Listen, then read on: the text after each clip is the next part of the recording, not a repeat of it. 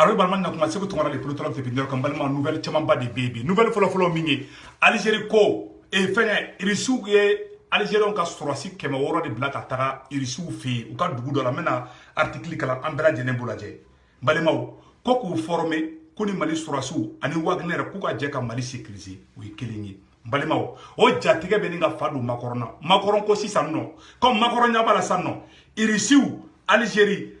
ani Mali o jamana saba de kolu ka fara ɲɔgɔn kan o de sɛbɛnnen bɛ balimaw irisiw ni Maliens ni Algérie o kolu ka fara ɲɔgɔn kan k'u bolo di ɲɔgɔn ma walasa Mali bɛ se ka sauver cogoya min na balimaw o sira mun kɛlen ka Faransi yɛrɛ dabɔ la pewu dɛ o de kɛlen bɛ ka jatigɛ don Faransi la bi Faransi président wulila a ko ko olu mɔgɔ k'olu bɛ fɛ ka Iyad Agali de faga balimaw a ye kuma in lamɛn dɛ non Assimi Goïta vous êtes très fort an y'o de fɔ Maliens wallahi ni den ɲuman b'i ka jamana kɔnɔ i ka jamana bɛ bonya de awa ba sa compétition bɛ daminɛ Faransi mun ye Iyad Agali dilan awa Faransi kana taga suro yɛrɛ na k'a ye Iyad Agali faga dɛ parce que Français ko k'u tɛ Macron kɛ u ka président ye ko en tant que ko Mali kɛlɛ ma ban Maliens aw ma ko in faamuya o n ko problème e ma Macron ja tigɛli ya e ma Macron n'a bɛ kuma a bɛ foronto a yɛrɛ ma wa parce que Faransi élection de bɛ ka surunya sisan ni an taara nin sira kan sisan Français b'a fɔ ko Français b'u daji tu Macron kunna o ye Macron ka fanga ko banni donc fo Macron de ka prévu fana yira sisan donc Macron ja tigɛra irisiw olu ye Algériens ka sɔrɔsiw dɔw bila ka taga Moscou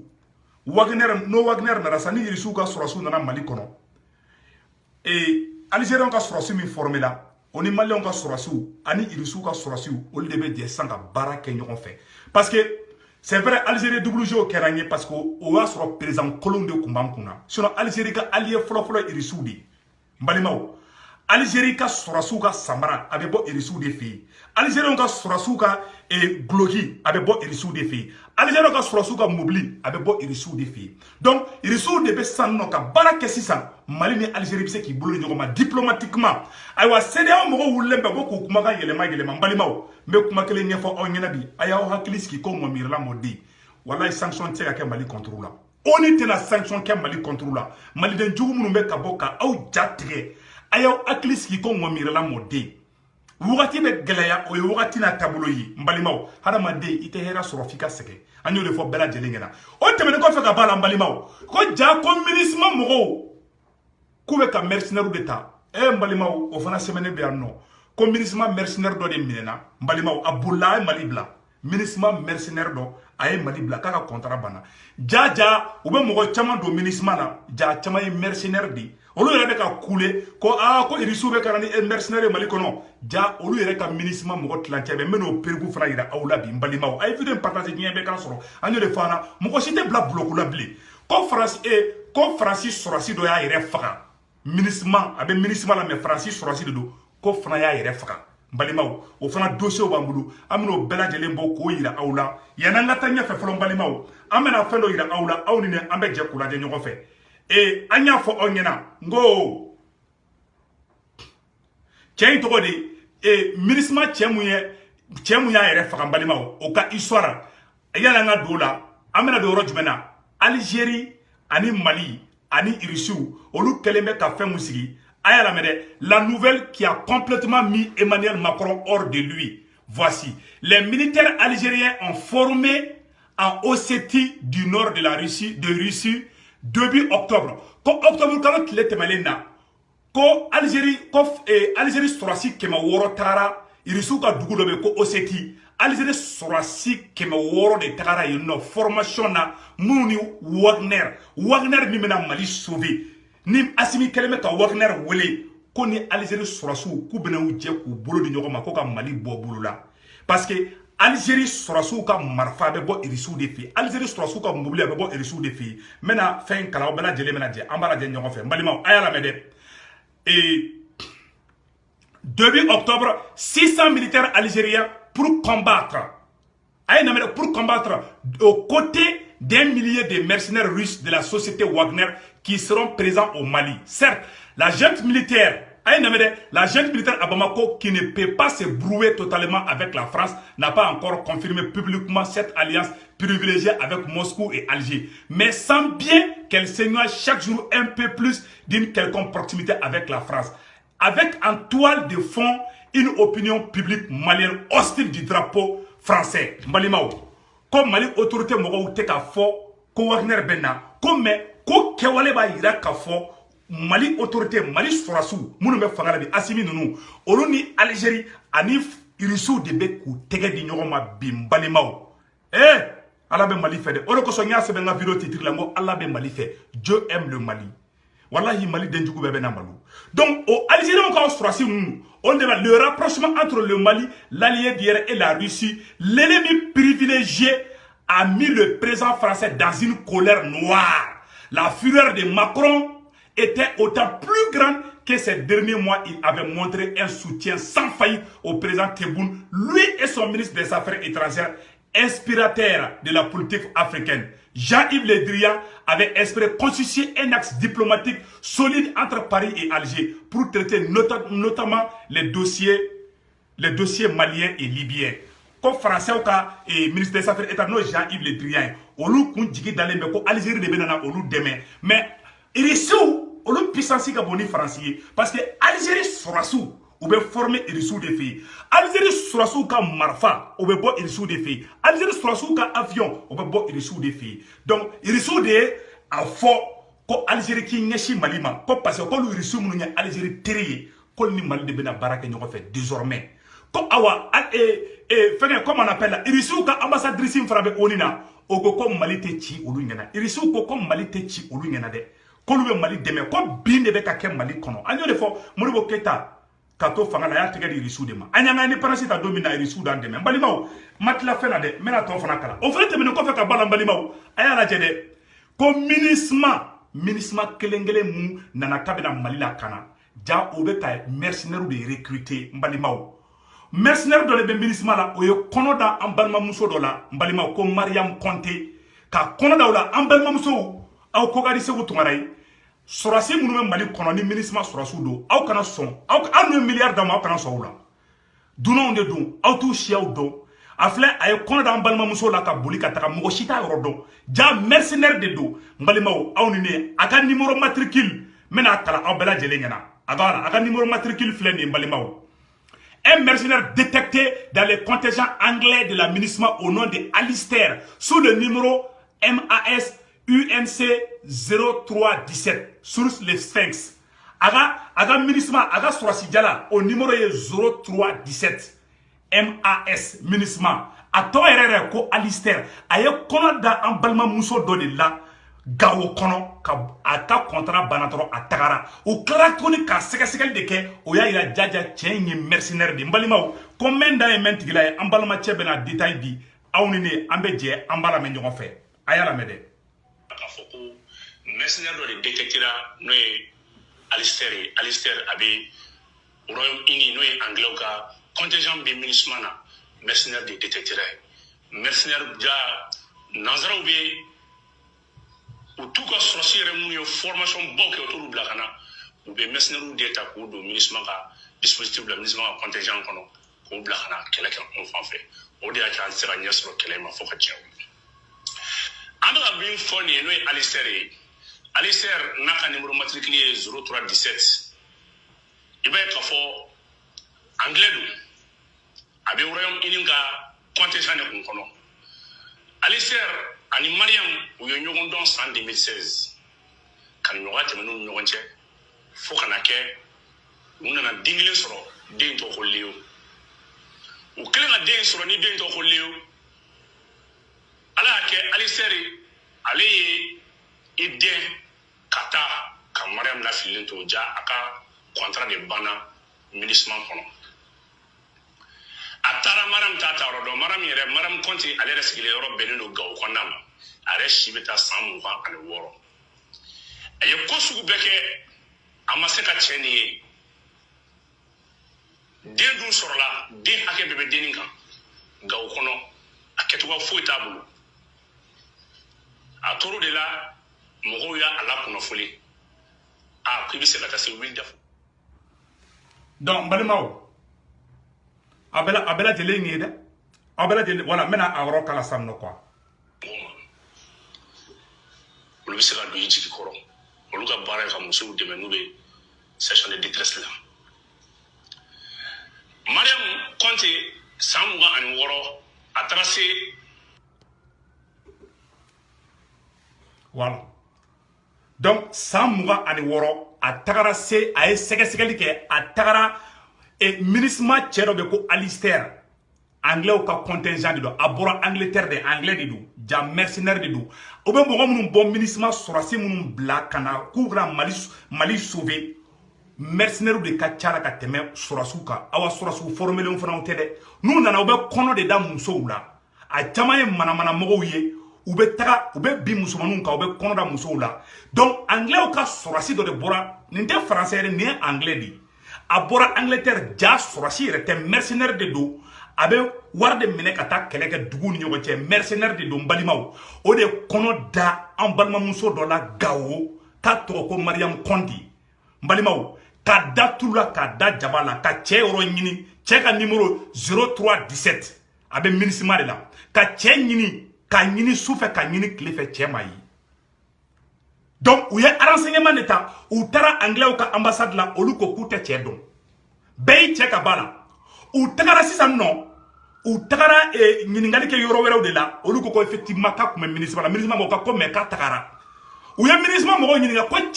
u ye cɛ in ta cogo jumɛn ministre mɔgɔw ma sɔn ka explication di ko to olu ni anw ni ɲɔgɔn cɛ mɔgɔ wɛrɛw d'a fɔ ko ja mercenaire de do a ye kɔnɔ da an balimamuso la ka tila ka boli ka taga mɔgɔ t'a dɔn a bɛ su fɛ a bɛ tile fɔ an balimamuso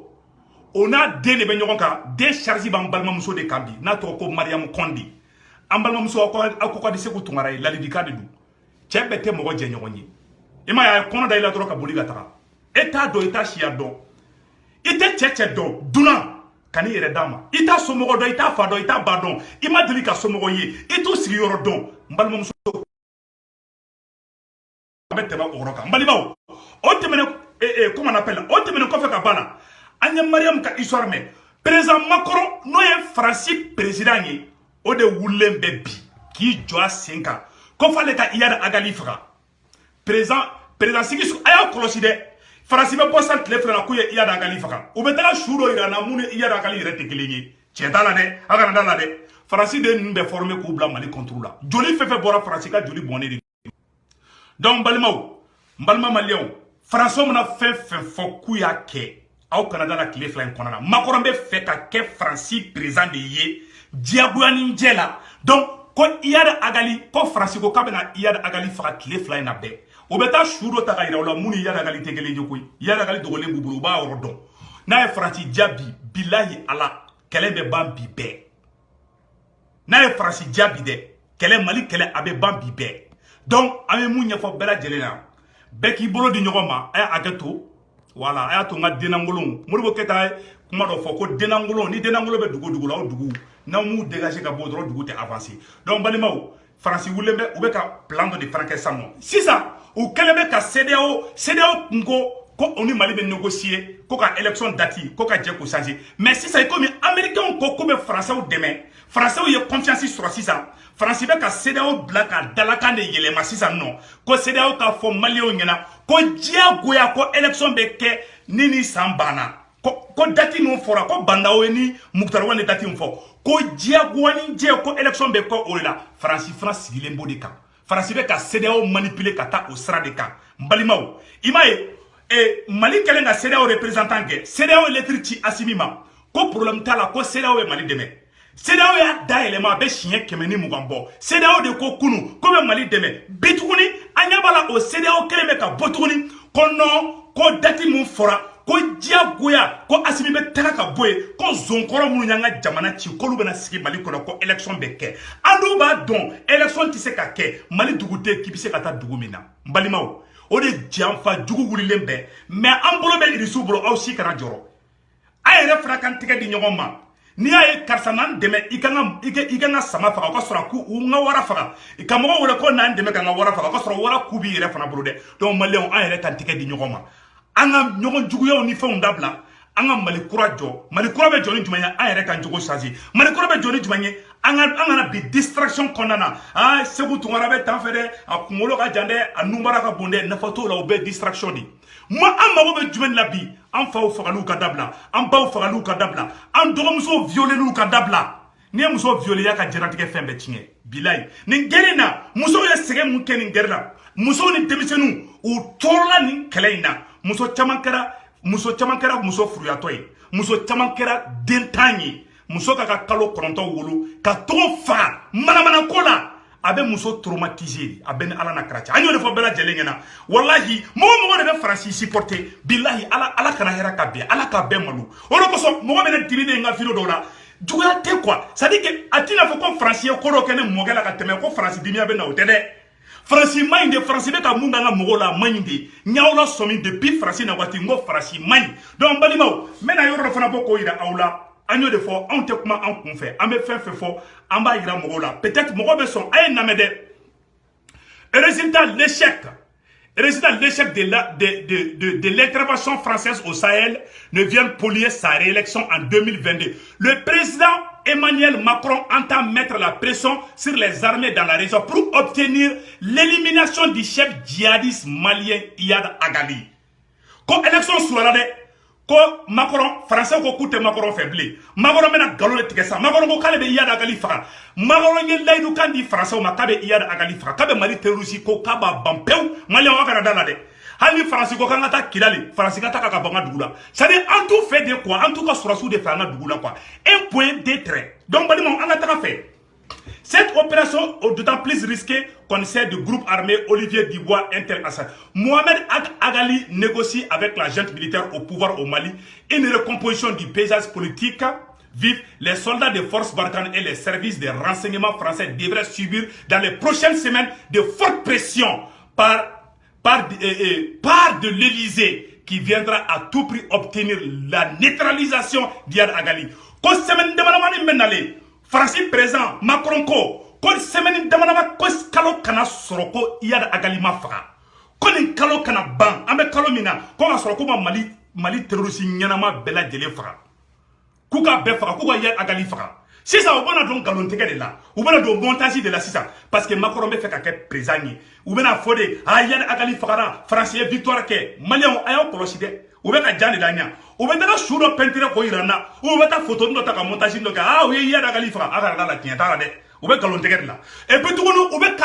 ka CEDEAO de fana manipuler parce que bi CEDEAO y'a dala kan gɛlɛman tɛ dugawu la CEDEAO ko diyagoya de ko élection bɛ kɛ parce que France b'a dɔn n'a ko ko ONU ka sanction ta Mali contre la Irisiw ni Chinois b'a fɔ k'u t'a la ni Irisiw ma sɔn sanction tɛ kɛ Mali contre la ONU na Irisiw y'a fɔ yanni vote ka kɛ ko sanction ko Irisiw t'a voté Mali contre la fo ka diɲɛ wuli donc k'a fɔ ko ONU de bɛ na Mali sanctionner a y'aw da aw ka sinɔgɔ tɛ kɛ mais CEDEAO n'o fana ko k'a bɛ Mali sanctionner ko CEDEAO ko u bɛna wuli Mali ni Guinée contre la Guinée filɛ kɔgɔji bɛ Guinée koyi n'u ye sanction kɛ Mali ni Guinée kan Guinée président bɛ yen nɔ Doumbouya kɛ in o ni Assimi u b'u tɛgɛ di ɲɔgɔn ma Mali ni Guinée an m'an tɛgɛ di ɲɔgɔn ma n'an mago bɛ fɛn fɛn na kɔgɔji bɛ Guinée fɛ yen an bɛ taga fɛn bɛɛ san Guinée parce que kɔgɔji tɛ Mali la donc maliyɛnw aw kana jɔrɔ fɛnw dɔw bɛ gɛlɛya mɔgɔ fasoden jugu dɔw bɛ yen minnu bɛ Faransi ka baara la olu de b'a essayer k'aw traumatiser k'aw jatigɛ k'a kɛ i n'a fɔ diɲɛ wuli ko de don k'a kɛ i n'a fɔ buru da ka gɛlɛn sogo da ka gɛlɛn ala den an sara wallahu bɛ nkalon tigɛ de la billahi u to faso fɛ Modibo Keita ko mɔgɔ n'i kalanna n bɛna o yɔrɔ kalan aw ni an bɛ jɛ kula ɲɔgɔn fɛ Modibo Keita ko ni e kalanna e ka kalan kɔnɔna na e ma se k'i ka jamana bɔ bolo la e ma se ka kunfun bilasira o kɔrɔ k'i ka kalan ma nafa foyi ɲɛ i ye Seku Tunkara ma fɔ dɛ Modibo Keita an ka lamɛn ɲɔgɔn fɛ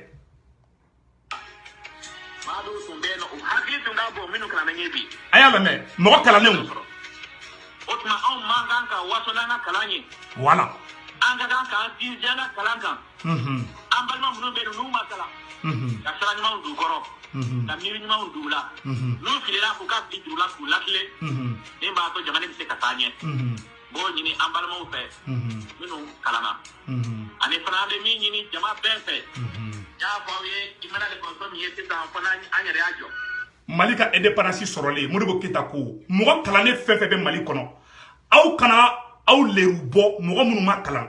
aw minnu ye mɔgɔ kalannen ye aw de kan ka jamana bɛ se ka bɔ dingɛ kɔnɔ cogoya min na wari wɛrɛ jamana kana ɲɛbɔ Mali fɛ cogo min na k'ale Modibo Keita ba deli mɔgɔ kalannen fɛn fɛn bɛ Mali kɔnɔ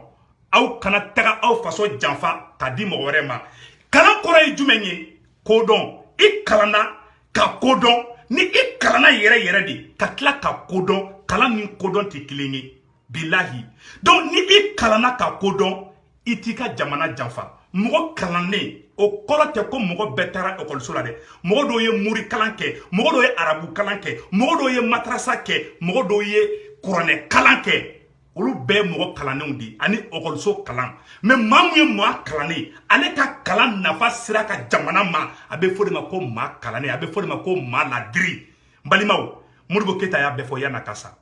a y'a bɛɛ lajɛlen fɔ ka nɔgɔ b'a la pewu donc ni maa minnu bɛ an fɛ bi k'i kalannen don i kan ka kɛ Mali fɛ i man ka Mali labila CEDEAO ye i bɛ mɔgɔ ye a tubabu jɔnw tubabukan ka d'u ye koyi sigi oui si u bɛ goromoba dɔ fɔ blogu français dɔ bɛ fɔ i bɛ taga dictionnaire dayɛlɛ i t'a mɛn u bɛ Victor Hugo Mali kalannen dɔw bɛ hali fali kunkolo la ta ka fisa n'u ta ye o de kosɔn ne b'u lajɛ ne bɛ yɛlɛ u ma quoi aw hakili ko tubabukan de kalan ye wa kalan kɔrɔ n bɛ kalan n bɛ fɛn dɔ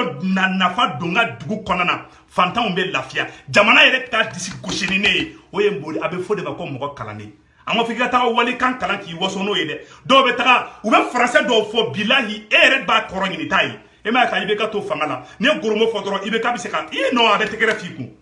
aw hakili la ko de kalannen yan maa kalannen maa mun kalanna ale b'a ka jamana de bɔ bolo la ale b'a ka jamana nafa de sa ka jamana ma mun bɛ fantanw dɛmɛ mun b'a ka jamana bila jamana bɛɛ ɲɛfɛ mais au contraire de kɛra anw fɛ yen an ka kuma tɔ lamɛn balimaw an y'o de fɔ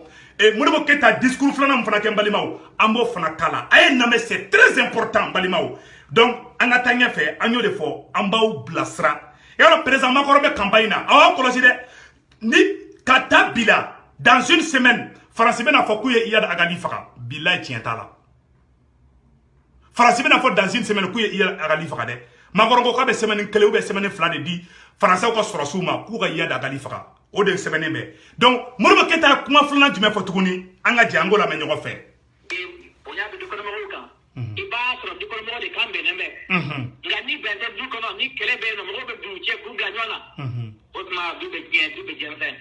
dugu bɛ ten tanko jamani o tuma ɲuman min banna n'an b'a fɛ ka sabati a ka mɛn sen na dɔ de ka fara kan o tuma an ka dɔ fara an ka cɛsiri kan faso jɔli la walayi faso dun a sinsinnen bɛ mun kan jamani o dugu o a bɛɛ sinsinnen bɛ mun kan wa du a hakili b'a la an ka maakɔrɔbaw y'a fɔ an ye diinɛ daminɛ tuma awa dugu caman bɛ yen nɔ ala y'u halaki u halakira mun na tulonkɛ de tun cayara yen nɔ fo mɔgɔw ɲinana sɔbɛ kɔ fo mɔgɔw ɲinana alako kɔ o tuma n'an b'a fɛ an ka jamana ye tɔgɔduma min b'a la o ka to a la an ka taa an yɛrɛ la dɛ an ka s'an yɛrɛ la dɛ an falisogo la n'an ma taa an yɛrɛ la n'an ma taa an falisogo la ni musow ye wali cɛw dɔ kɛ k'a ɲini u cɛw kɔ ni cɛw ye ɲinana musow kan ka wali musow dɔ kɛ o tuma tulonkɛ n'a barika sɔrɔ an ka jamana kan furu n'a nagasi du n'a nagasi den kɔrɔw n'a wolo o tuma jamana bɛ segin kɔ o tuma ala ma a ye Modibo Keyita ka kuma mɛn dɛ ni cɛ ma tile muso ma tile den ka sɔrɔ namara kɔnɔna na den ka sɔrɔ kalabanciya kɔnɔna na o den bɛ nagasi awa jamana bɛ segin kɔfɛ Modibo Keyita y'a fɔ dɛ ko musow a y'aw cɛ bonya cɛw a ye k'aw muso fa ka tile aw muso ye cɛw k'i tile muso k'i tile mais ko furu kɔnɔna na cɛ min tile muso tilelen tɛ u bɛɛ bɛ k'u dogodogo ɲɔgɔn ma cɛ bɛ sunkuru tɛgɛ la muso bɛ kamalen tɛgɛ la ni den sɔrɔlo kɔnɔna na o den o mana don jamana koko la a bɛ jamana la gosi de a bɛ jamana tɔgɔ tiɲɛ awa a bɛ jamana barika ban n balimaw Segu Tunkara ma fɔ dɛ an ka masakɛ fɔlɔ n'o ye Modibo Keyita ye an ka jɛ an ka yɔrɔ lamɛn n bɛ retro ka yɔrɔnin kan an bɛ jɛ k'a lamɛn n balimaw voilà o tuma n'an b'a fɛ an ka jamana ye tɔgɔduma min b'a la o ka to a la a y'a lamɛn k'an ka s'an yɛrɛ la an falisogo la n'an ma taa an yɛrɛ la n'an ma taa an falisogo la ni musow ye wali cɛw dɔ kɛ k'a ɲini u cɛw kɔ ni cɛw ye ɲinana musow kan ka wali musow dɔ kɛ o tuma tulonkɛ n'a barika sɔrɔ an ka jamana kan furu n'a nagasi du n'a nagasi den kɔrɔw n'a wolo o tuma jamana bɛ segin kɔ o tuma ala ma kisi o ma a filɛ dɛ tɛgɛrɛ fɔra kun an ka tɔn min de ye maa o maa ni tɛ s'i farisogo la i tɛ s'i nugu la n'i tɛ s'i nugu la i kan ka cɛsiri min kɛ i kan ka baara min i kan ka dumuni min kɛ i tɛ t'a la n'i dɛsɛra i bɛ mun kɛ i bɛ tabali ta i bɛ fɔbali fɔ o tuma i kɛra an kanutigɛla ye sɔnjugu fɛn fɛn bɛ yen nɔ a bɛɛ b'i sɔrɔ i la o tuma an ka se an yɛrɛ la an tun bɛ farajiw ka mara kɔnɔ an ka hadamadenya caman bɛ yen nɔ an ka sira caman bɛ yen nɔ ni an ka fɔlɔmɔgɔw tun tugulen b'a la nka bi ni an y'a bila mara in kɔsɔn ko an ka segin o ma dɛ an ka fɔlɔmɔgɔw tun tɛ layidu tiɲɛ n'u tun ye kuma min fɔ k'a fɔ k'u ka ɲɛ nin ye obesa de betu kanga ni tunye kalfa duma useka tora useka dese useka kalfa mahamada voilà ni tunye udeme ukama gola anu tugaka konga trima ubani ni ala fa ala magoka suma sano ka deseka ukala yutime tie viva na dondola ko tie viva kabaku ko tie viva na dondola ko tie viva diɲɛ bɛ ban don dɔ la a ye Modibo Keyita kumakan mɛn dɛ ko ni cɛw ma tilen furu la musow ma tilen furu la den kolonw bɛ wolo o denw bɛ kɛ nkalontigɛlaw ye n'i kɛra nkalontigɛla ye n'i kɛra nanbaratɔ ye i bɛ tabali ta i bɛ suɲɛni kɛ i bɛ fɔbali fɔ cɛw b'a la musow b'a la muso kelen tɛ dɛ parce que n'i ye muso tɔgɔ fɔ dɔrɔn musow b'a yɛlɛma ka k'u yɛrɛ de sugu parce que muso ko de ye k'a bɛɛ fɔ ko cɛw kolon bɛ yen muso kolon bɛ yen Modibo Keyita t'a fɔ ne m'a fɔ dɛ aw bɛɛ lajɛlen y'a kumakan mɛn voilà ne kumakan tɛ Modibo Keyita kumakan de don awa jamana o jamana foyer kɔnɔna na foyer ka barika parce que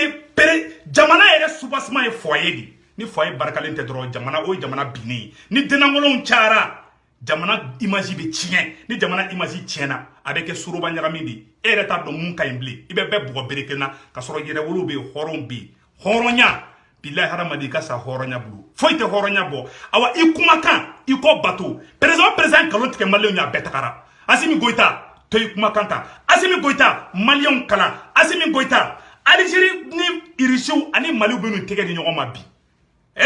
o kɛlen bɛ ka fa wuli Makɔrɔn ja tigɛ kojugu ko k'ale bɛ taa Iyad Agali faga k'a bɛ taa Iyad Agali faga a y'a kɔlɔsi dɛ o bɛna nkalon tigɛ a ye tile fila in na dɛ donc balimaw ninnu ye fɛn damadamaw ye a ye Modibo Keyita lajɛ ka Modibo Keyita to fanga la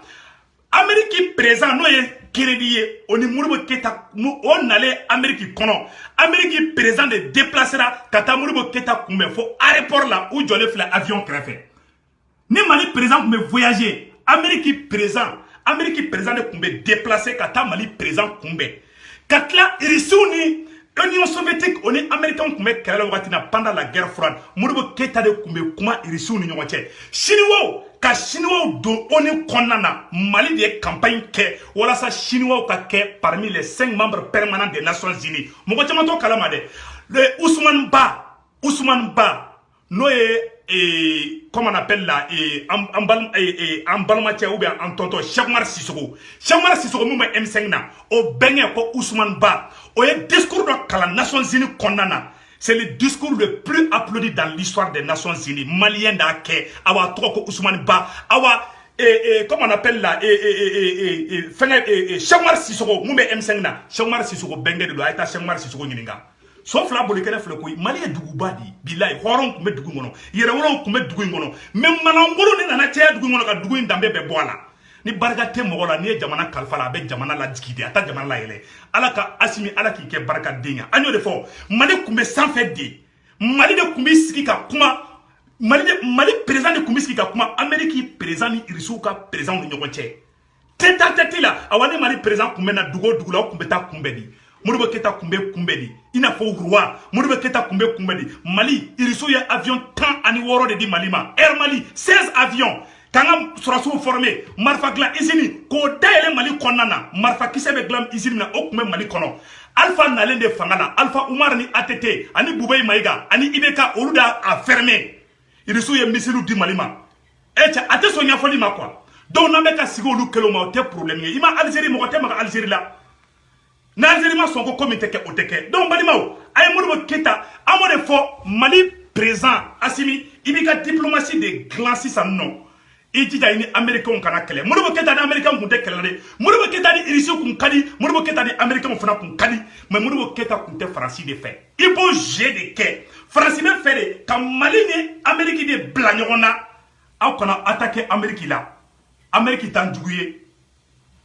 aw kana attaquer jamana si la a y'aw ɲɛsin Faransi kelen de ma Modibo Keyita m'o kɛ c'est-à-dire il faut faire beaucoup attention Amérique ni Faransi u bolo bɛ ɲɔgɔn bolo depuis Fɛtɛrɛba tile mais pourtant Modibo Keyita a pu jouer la diplomatie américaine a kun ko ka di américains ye Modibo Keyita kun ka di Amérique président ye a y'o sigilen lajɛ Kennedy kun bɛ taa Modibo Keyita kunbɛn de fa b'a lajɛ américains ka a ka ministre des affaires étrangères n'u b'a fɔ a ma ko secrétaire d'état américains ka président n'o ye Kennedy ye a ka ministre des affaires étrangères n'u b'a fɔ ko secrétaire d'état o ye Modibo Keyita ye o ko non k'ale ma deli ka cɛ ye diɲɛ kɔnɔ mun yanga ka bonda mun cɛ ka ɲi n'a ye Modibo Keyita kun kumana non ko c'est pas possible donc a y'a aya lajɛ dɛ Modibo Keita sigilen lajɛ aya lajɛ ani tɔw sigilen lajɛ u bɛ ka Modibo Keita lajɛ fo bɛ complexé aya lajɛ ni Modibo Keita ni Amérique président de Kennedy la famille Kennedy problème kun tɛ Mali problème kun tɛ le Mali avait une bonne relation avec les États-Unis France bɛ fɛ de an ka le kɛlɛ an ka Amérique kɛlɛ an ka bɛɛ kɛlɛ n'o kɛra an bɛ isolé mais an kana don o logique kɔnɔna na an kana anglais kɛlɛ an kana espagnol kɛlɛ mais France de problème ye Paul Kagame Rwanda président Paul Kagame o ye France sɔrɔsiw gɛn ka ba fɛ ani américains ka di américains ka mobile dilan usine Ford ani Lincoln o usine américains taar'o dayɛlɛ Rwanda américains bɛ ka Rwanda dɛmɛ bi américains bɛ ka Rwanda dɛmɛ Irisiw bɛ ka Rwanda dɛmɛ an ka politique kɛcogo de dɔn il faut que diplomatie ka jouer n'i y'a ye n bɛ nin fɛn in fɔ n tɛ fɛ ani diɲɛ bɛɛ ka bila ɲɔgɔn na France bɛ k'an bila ka taa o logique de kan i m'a ye France ko Amérique président o ko k'a bɛ Français dɛmɛ non président Assimi prévu ta i ka prévu ɲini i ka yira américains na même n'a ka sɔrɔ u b'a a kalama i ka yira américains na k'a fɔ tiɲɛ yɛrɛ la Français bɛ ka nin de kɛ anw fɛ yen an tɛ fɛ nin ka kɛ aw ni jamana si kana bila ɲɔgɔn na mais a bɛ France gɛn cogo cogo a ye France gɛn mais an bɛ mun fɔ aw ɲɛna il faut savoir jouer la carte sur table Modibo Keita France gɛn ka France sɔrɔsiw gɛn k'a tɛ a kun bɛ na Amérique yan a bɛ tile caman kɛ yan ani Amérique président bɛ baro kɛ ils avaient de bonnes relations awa américains yɛrɛ y'a ko to hali Modibo Keita ta la Modibo Keita de ko ka chinois kɛ ko ka chinois don ONU kɔnɔ chinois ye yarɔ ONU u ka mɔgɔ les 5 membres permanents maliens de campagne kɛ ko fɔ Chine ka don a kɔnɔna na ko fɔ chinois ka don yarɔ caman to kalama a ye ɲininkali kɛ dɔrɔn an tɛ donc an bɛna vidéo bila yɔrɔ la parce que